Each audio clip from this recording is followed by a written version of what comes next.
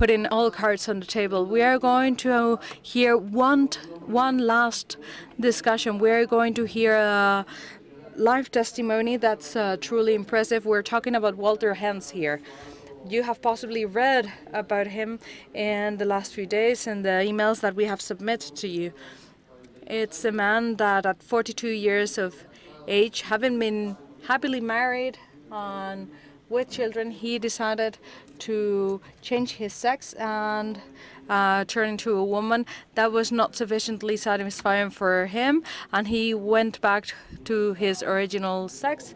He has a very intense life, thrilling life, and a story that's always worth recording a movie about, and he's going to share that with us. So we greet him and we welcome him with a warm round of applause. Thank you very much, Walter.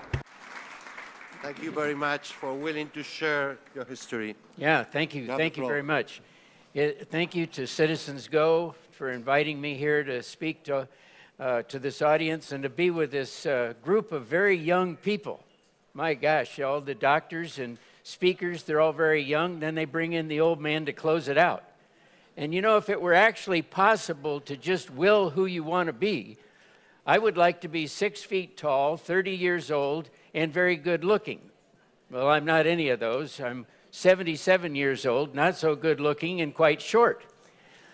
So, but the truth is that I underwent gender reassignment surgery after starting my life out at the age of 4, feeling like I had been born in the wrong gender. I started to identify with cross-dressing, and my grandmother began to affirm me by helping me change genders. She made me a purple chiffon evening dress.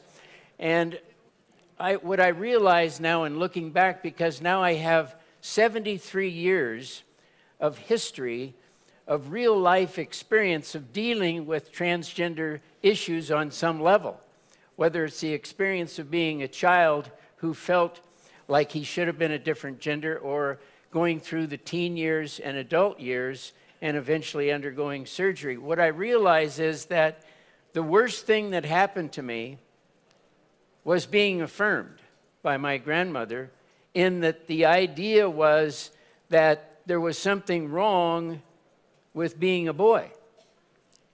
And so when you begin to affirm someone in the opposite gender, it's a bigger picture than that, because what you're really saying is there's something wrong with who you are. So how do you fix that? And once that seed was planted in me, I call today the seed of gender dysphoria, as it grew, it began to take over my thinking, and it began to play in my head every moment of the day. It was like having a radio on that would never stop playing, that just continued to tell me that I was born in the wrong body, or that there was something wrong with me as a boy. Wouldn't it have been wonderful if Grandma would have just sat me down and said, "Walt, you're a very handsome young man. You don't need to change genders. Let me affirm you as a young boy. Let me help you realize who you are." But that did not happen. And it's not happening today.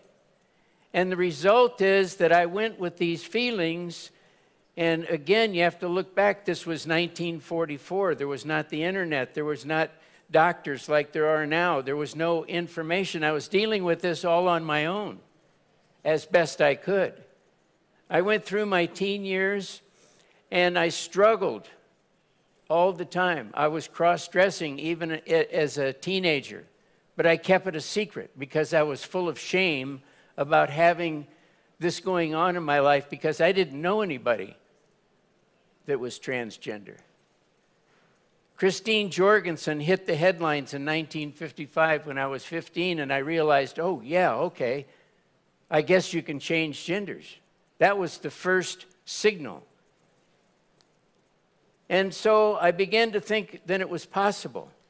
But there's nobody around to tell me, no, it's not possible. There's nobody around to say this is absolute insanity. So you move forward. And so I got married and had children because I was not a homosexual. I was feeling like, okay, maybe I could solve this. If I got married and had children, these feelings would go away. They didn't go away.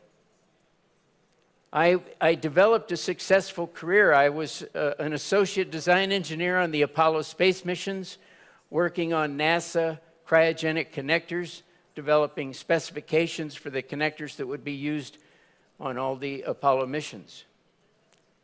After a period of time, I left that industry and went into the automobile industry and became an executive for American Honda Motor Company, one of the top executives for the company. You see, I was bright on some levels, but I could not really figure out what was going on with me with these ideas about gender and what was going on in my life. And I began to use alcohol as a way to cope with these feelings because I didn't have a therapist. I didn't have the internet. I didn't have these good doctors sharing all this information that you're getting over the internet today. Contrary stories that we need more of.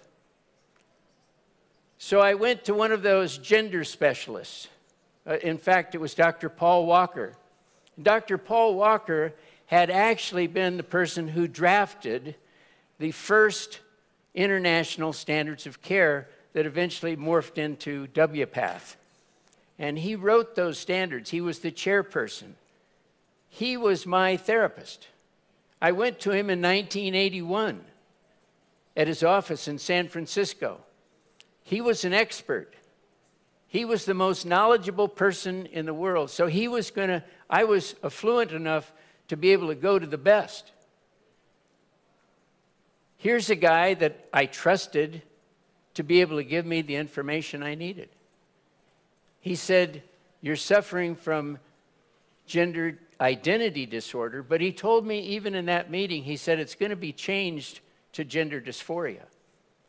But he said the treatment for this is hormone injections, hormone therapy, and gender reassignment surgery.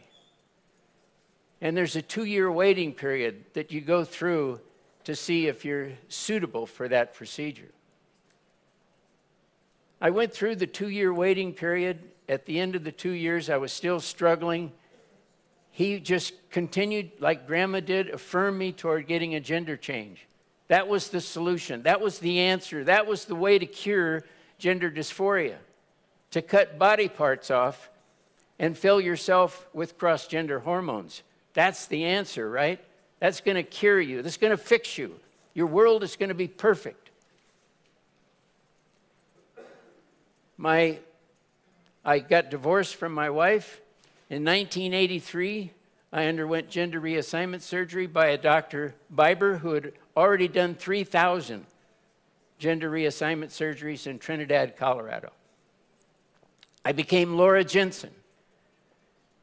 I lived in San Francisco. I worked for the Federal Deposit Insurance Corporation for the federal government. I had a decent job. I eventually worked for the Postal Service. But I started to study psychology at UC Santa Cruz in California. And I began to crack open books I'd never looked at on psychology. And it became clear to me, I wasn't a doctor, but it became clear to me that this is a psychological issue that's not going to be treated with medical therapies. While no one else could seem to figure that out, it seemed clear to me. Isn't that funny? That was, early in the 80s, and today still we're treating this as though it's a medical condition. No one yet today can actually show a medical report. Somebody can come in and say, I have gender dysphoria. There isn't one doctor that can pass or give a test to this person and put it up on a screen and say, oh yeah, you have gender dysphoria. We take it at their word. It's a self-diagnosed disorder. And what we know today is, as I stand here, is the procedure failed. I reverted back after 8 years of realizing that it's totally foolish, that it's categorically impossible to change your biological gender sex. You can make yourself look different. You can fool people into thinking you look different, but you're not. And so today, as I've been studying and writing, I've written 5 books, and I do a lot of research work. And when I began to go back and see what was been going on with this, and I first looked early on at the 3 people who kind of started it in the U.S., Kinsey, Benjamin, and Dr. Money. And guess what? All 3 of them were pedophile activists. This is the kind of people that were leading the charge in the U.S. on advocating for cutting body parts off and filling people with hormones. How barbaric. It's like Frankenstein when you think about how gross it is to cut people up like they're a piece of meat at the supermarket and then try to identify them in a different gender. It's total insanity. But we sort of walk around and go, well, we don't want to offend anybody. People say that I'm too harsh. Well, how harsh is it for them to cut body parts off that didn't need to be cut off? How harsh was it for them to tell me that you could change genders when it's a total lie? How harsh was it that I lost my career? How harsh was it that I lost my family and my 2 children to this? Because it's insane. As I look back, I looked at the first clinic Harry Benjamin had in New York, and there was an LGBT activist endocrinologist that worked at that clinic. His name was Dr. Charles L. Ihlenfeld. Almost 40 years ago, 1979, Ihlenfeld, in a meeting not much different than this, much smaller, in Tappan, New York, told his colleagues, I want to warn you about using hormones. This is almost 40 years ago. I want to sound a warning on hormones. He said, I have been working at the Benjamin Clinic now for 6 years, and I've administered hormone therapy to 500 transgenders who have undergone the gender change surgery. He said, what I've concluded is that as a consequence of helping them change genders, is there are too much unhappiness and too many of them end in suicides. That's a guy working at the clinic. He's an LGBT activist. He says, I'm going to stop administering hormones and I'm going into psychiatric care so that I can actually help the people, because giving them hormones and changing their genders is not effective treatment. Well, you can dismiss Ihlenfeld if you'd like, but then you can look at 2004. The UK Guardian published a report that was done for the University of Birmingham. The University of Birmingham looked at 100 studies on the consequences or results or effects of doing gender reassignment surgery and hormone therapy. You know what the headline was after they had reviewed these? They said gender reassignment surgery is not effective. That people after undergoing reassignment surgery are traumatized to the point of suicide after undergoing the surgery. Okay, we got Ihlenfeld saying too many suicides. He said they need psychiatric care. We got a study of 100 studies done in the UK that said it's not effective. And we're still doing it today. I get letters from people through my website, Sex Change Regret, all the time. And you know what? The one thing they tell me, without question, the biggest mistake of my life, can you help me? There's nothing good about this. Short-term gain, long-term pain. Most of the people who report regret and want to detransition or revert back happens between 5 and 15 years. The studies, when they show people the success, they talk early on. They don't want to look at the people 10 and 15 years out. I've had them write me letters 30 years post-surgery and say it took me 15 years to admit that it was a mistake. There's nothing good about this. We're ruining people's lives. We're doing barbaric things by cutting body parts off and then jamming kids with hormone therapy. I'm here to tell you that it ruined my life. Why do I speak out about it? Because I still get letters all the time from people who need help from around the world. And I do the best I can to help them realize that some things you can't restore. It's a tragedy. And yet we got governments approving it. I want to know those governments who are giving money to help people change genders, are they going to spend the money to put the body parts back on when the people want them put back on? Are they going to pay the families who lost a child due to suicide a couple of $1 million because the government made a mistake in saying we should be doing this? I doubt it, huh? So when we think about this, realize that today, from 1979, when Ihlenfeld talked about too much unhappiness and too many suicides, the one key thing in 2018 is, today, there's still too much unhappiness and too many suicides because it's not working. It's not effective. If, in fact, the suicide rates were dropping as a result of this, I would go silent. They haven't changed. Young people between the age of 12 and 24 are attempting suicide at a rate of 50%, 25 and above at 40%. If there's any other medical procedure that you know of that people are advocating for, that people are attempting suicide after having the treatment at 40 and 50% rate, what do you think would happen to it? It would end immediately. Not so with this, because it's political.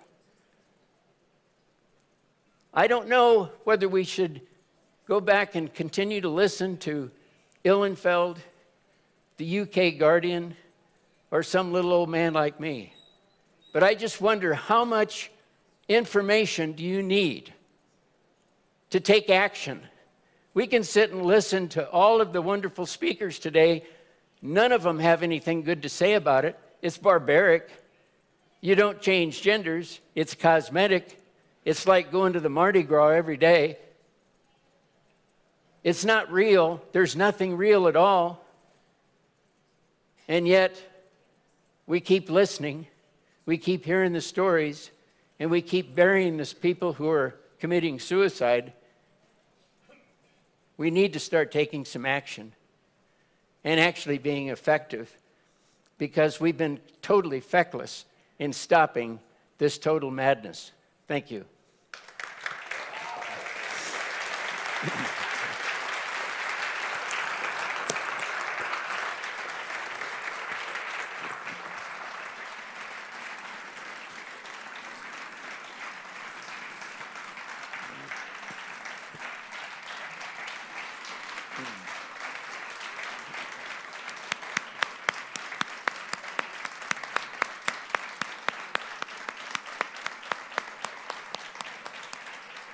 Well.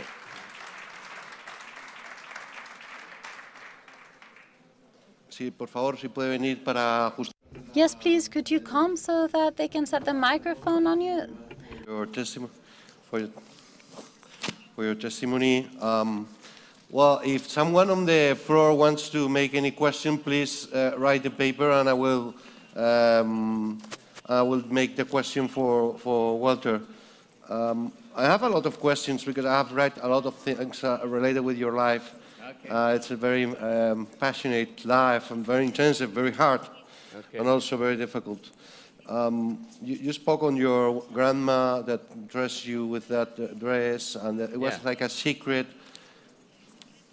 What happens? That was when you were 4 years old, I guess. Yes. What happens when you were growing, when you were an adolescent, or and then a young person, an adult?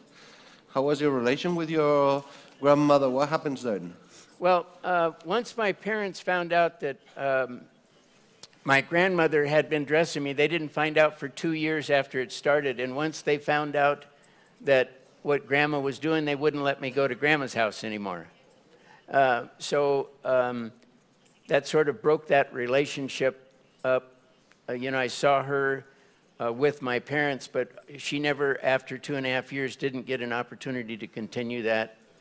And I didn't realize when I was 9, 10, 12 years old that I was going to be 77 years old and sitting up here talking about it either. So.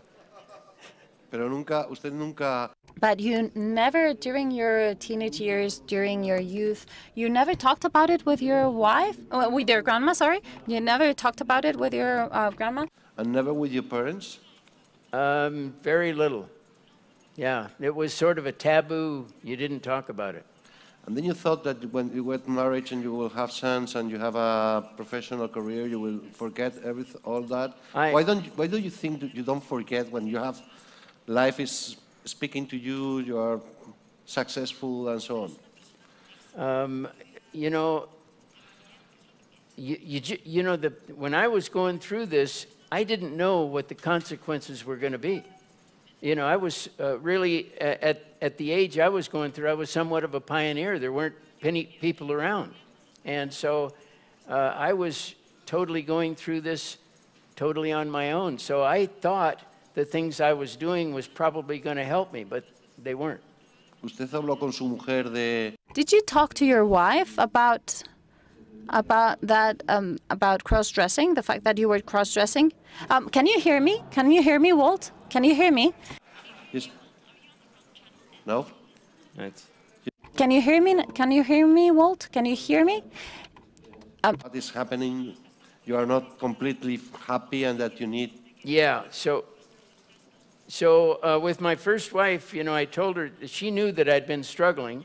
And so we'd been married for 17 years, but, you know, we just decided that without any other contrary information, the only information we had was that you needed to have the surgery to make this go away.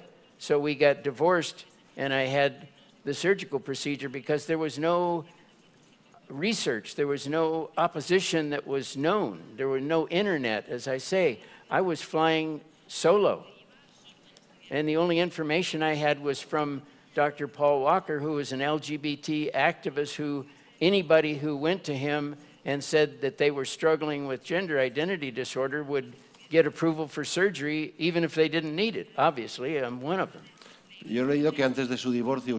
I read that before your divorce, you were in a center, sex reassignment center, and that you escaped that. You never did that there, and you talked to your wife, and you said, I was about to do this. So I get the feeling that you were in a situation where you were anguished, and you were asking for a lifesaver that you couldn't find.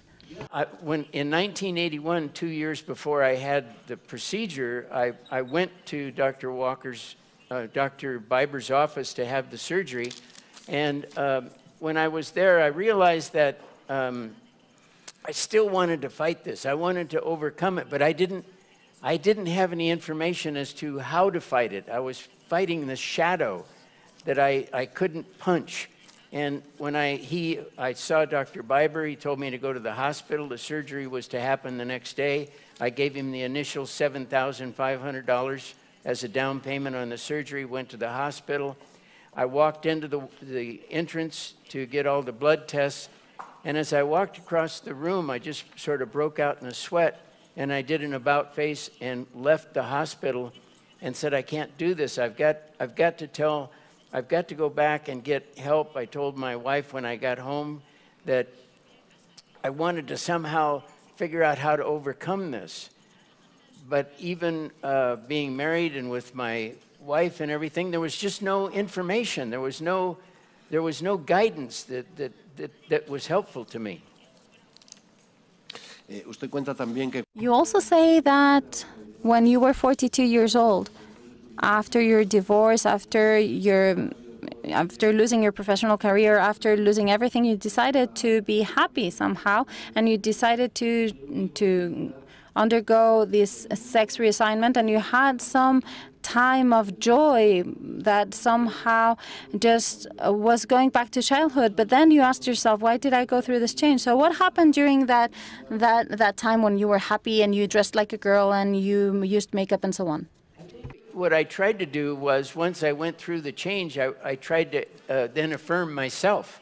Everybody's talking about affirming. I wanted to affirm myself. I wanted it to work.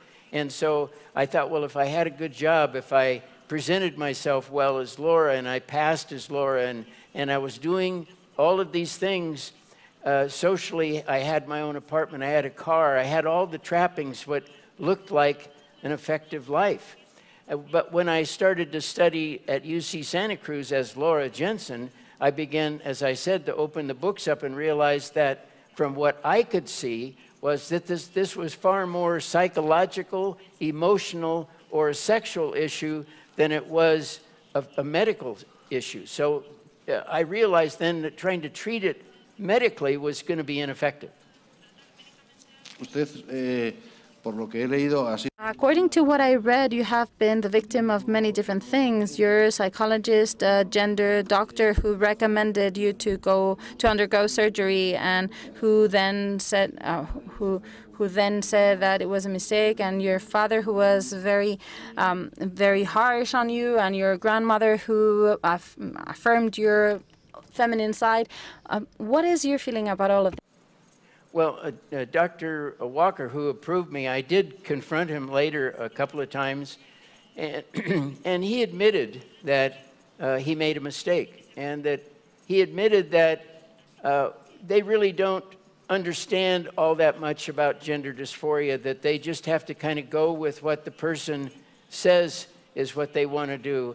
And so they're approving people based on what the person's feelings are, not on any objective or good psychotherapy. In fact, most of the time they ignore the psychotherapy. And my father, of course, when he found out that I was cross-dressing as a young boy, he was very upset, as a father would be, and he began to discipline me heavily.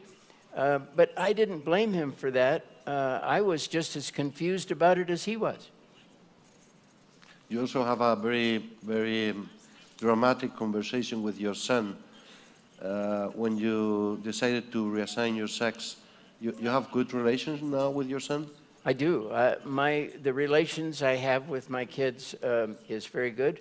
And so some of the things get restored. Obviously, my changing genders was very difficult on my children, and I'm sure that they still, while they may not tell me, I'm sure they still suffer in many different ways, but we do communicate with each other, we get together, and so it could never be as good as had I never had the surgery. You can see that difference. There's some harm done to all of us. They ask me, how do you advise a child should be treated in school if they have gender dysphoria and he suffers because his colleagues don't understand him? Because currently they are being treated with the sex they feel. So if he feels like a girl, he should be treated as a girl. How should he be treated in order not to hurt his feelings but help him at the same time? Be dealing with kids changing genders in school. This should be done by the parents at home and done through psychotherapy. The school is not the place to indoctrinate kids into changing genders or giving them books to show them that they need to change genders or that there's all these things going on. Parents need to take the lead in dealing with these issues. The parents know what went on in the home. The parents know if the child's been harmed sexually or emotionally. And so the schools, to me, should completely eradicate and stop any of this gender-affirming stuff. I am not in favor of it one bit. But if a child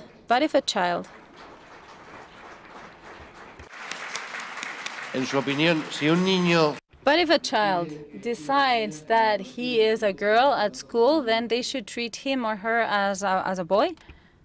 If there's a boy coming to school as a girl, I think there should be a good intervention psychologist or psychotherapist that's on staff that can do as I do with everybody who comes to me and asks me for help. I go back and look at what the family environment is like. I go back and look at what experiences they've had in their childhood, in or out of the home, and 100% of the time, I found out that there's some experience, something happened to that child.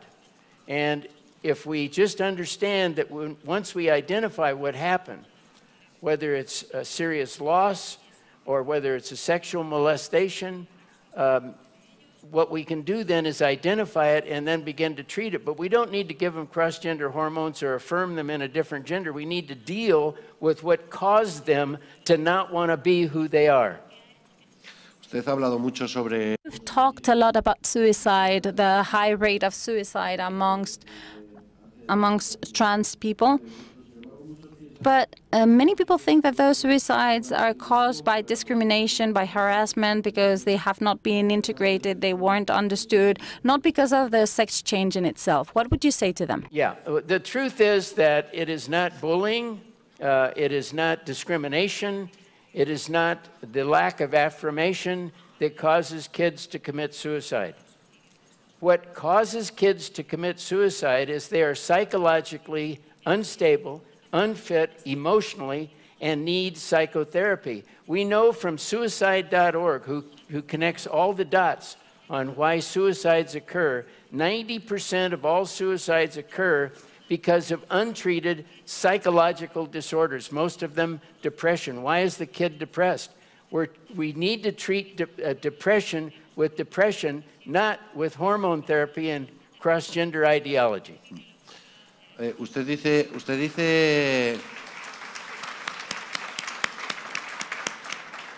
en su página web hay varios. On your website, there are several scientific studies, and one is a bibliographical review that says that 20% of people who undergo sex change surgery want to change. But what happens to the remaining 80%? If you have 20% who want to change genders and you have 40% of them attempting suicide, then we already know that at least half of the people are not happy with their gender. And we know that people won't attempt suicide or commit suicide if they're really happy with their life. We know that people who are attempting suicide or don't want to, who want to revert back are people who are very unhappy. There is one question that says the following. This issue is clearly political. So the question is why, what for, what is in it for them? Who's making the money? Are we treated as human guinea pigs? Who's collaborating with this? All this structure that has forced you to live a extraordinarily difficult situation. There is a political current behind this, and it's putting children in an extreme situation. What for? Why? When you look at who is the power base behind gender ideology, these groups are the ones with the power. They are the ones with the money, whether it comes from the government or whether it comes from George Soros, who has spent hundreds of millions of dollars to promote this. This ideology is to destroy man and woman marriage, destroy the family, and once you destroy gender, you have no basis for man-woman family. So this is a definite political attempt to completely eradicate the basis for man-woman marriage and gender, because once that's destroyed, you have no foundation. Si destruyes el género, destruyes la familia. If you destroy gender, you destroy family, and therefore you destroy society. Is that the approach? That's the approach. ¿Y para qué? And what for? Why? Political power. Political power. Guess who's in charge? Guess who's getting the money? This is the political power. And the people who are in power are these people who believe in this ideology, even though there is absolutely no proof that it is successful. In fact, everything points to the fact that it does more harm than it does good. We have a political group of people who are promoting changing genders that's causing people to attempt suicide, and yet they're totally blind to it. We've known this for over 40 years. Le preguntan qué hubiera necesitado usted en ese momento. They are asking me what would you have needed to hear at that point when you were just about to change sex, to not do it. What words, what advice, what conversation, what kind of friend would you have needed at that point? What can we say to those people who are in the brink of making that decision? What I needed was a Walt Heyer standing up in front of me shouting, "Don't do this. This is absolute insanity, and understand that you cannot change your biological gender, that this is only a fabrication. It's a Halloween mask. It's totally false, that you don't change anything." And so I needed someone to speak the truth. In fact, one of my friends, Bill, who had been one of my friends for many years, I told Bill when I was Laura, I said, "You know, Bill, you're going to have to call me Laura now and give me all the right pronouns, and you're going to have to do this right, you know." And he says, he looked at me and he says, "Right pronouns, huh?" He says, "Why don't I just call you Wacko from now on?"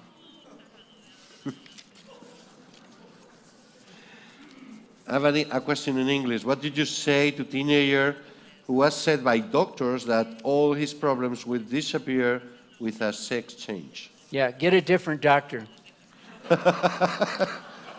Change of doctor, not of sex.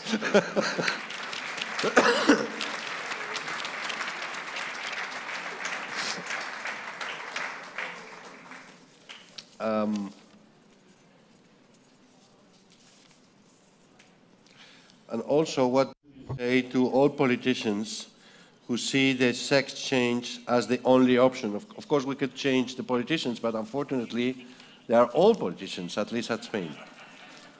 Well, obviously, the politicians who are approving this have not read the studies that I've read. I believe if they were to read the studies, some of them, people in this room have written, Michelle and other people, there's so much information out there that is contrary to approving, guiding, supporting, or giving credibility to this. No one should be giving anyone hormones or surgical procedures to change their genders. It is absolute, total madness and insanity.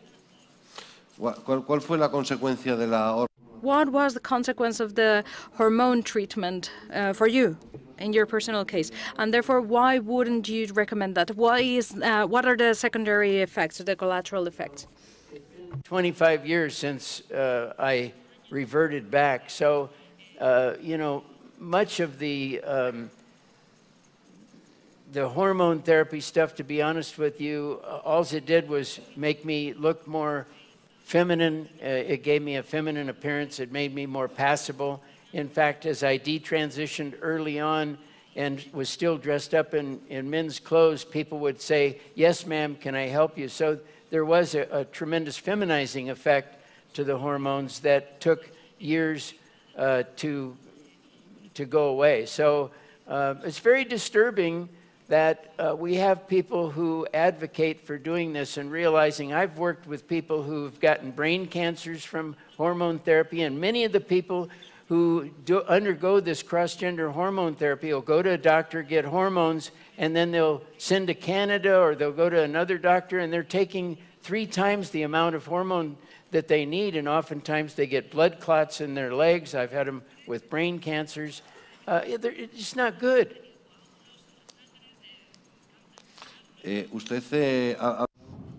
You have also talked about suicide quite a lot, and I think that you were also having suicidal thoughts at some point.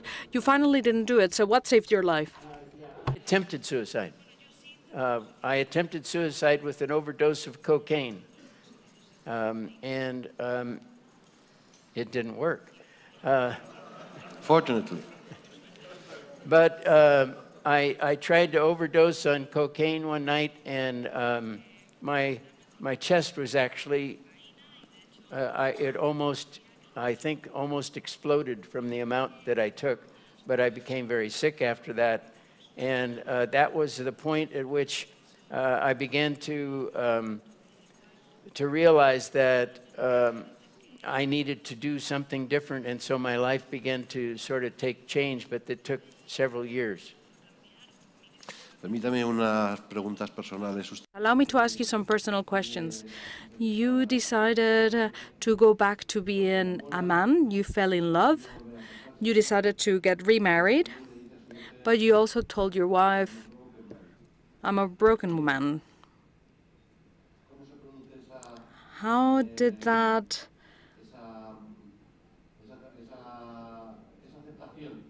acceptance happen? The acceptance from your wife, how did she accept it? You can look at me and see why I'm so handsome and so wonderful.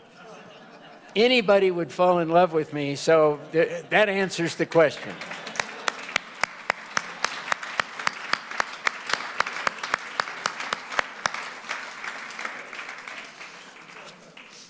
And I'm also very brilliant. Pero yo leí algo muy bonito que su mujer le dijo. But I read something beautiful that your wife said to you. In reality, we are all broken somehow, right? He said we're all broken, and we all need the redemption of Christ, and we've grown together in our faith, and we've been married now for 20 years. Thank you.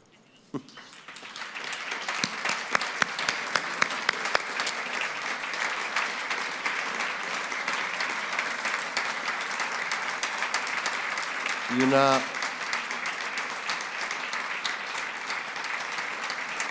última cuestión, Walter. One last question. You've had a very bumpy life, a complicated life. You said before you would have liked to live someone else's life, and you just shared a testimony, and I guess this is not easy for you to do. So do you have an explanation as to why all this happened to you, why you had such a roller coaster type of life? Do you have an explanation for it? Well, when Grandma began to cross-dress me, that planted the seed of gender dysphoria, and then when my uncle, when I was 8 or 9 years old. He was a teenager at the time, and he began to sexually molest me. So I think when you have someone cross-dressing you and you get sexually molested, you end up with, as a young person, with a very complex issues.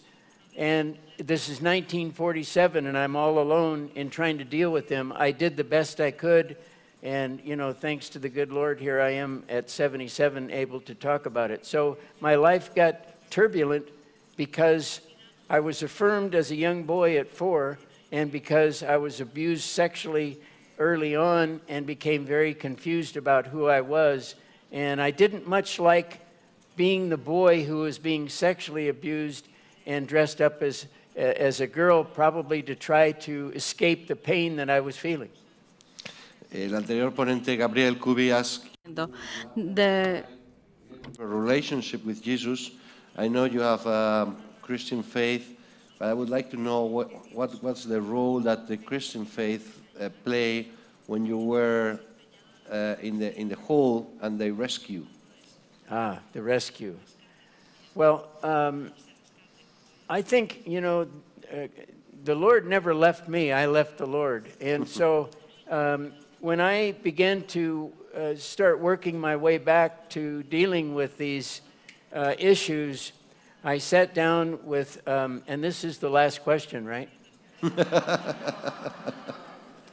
I sat down with a Christian therapist, and we began to talk about my life just as we are today and all the painful things that had happened. And so as we went through these things, I had written them down on a yellow lined piece of paper, and we went outside his office and put a match to them and torched them and let them go away in the air. And he said, let's go back in and pray.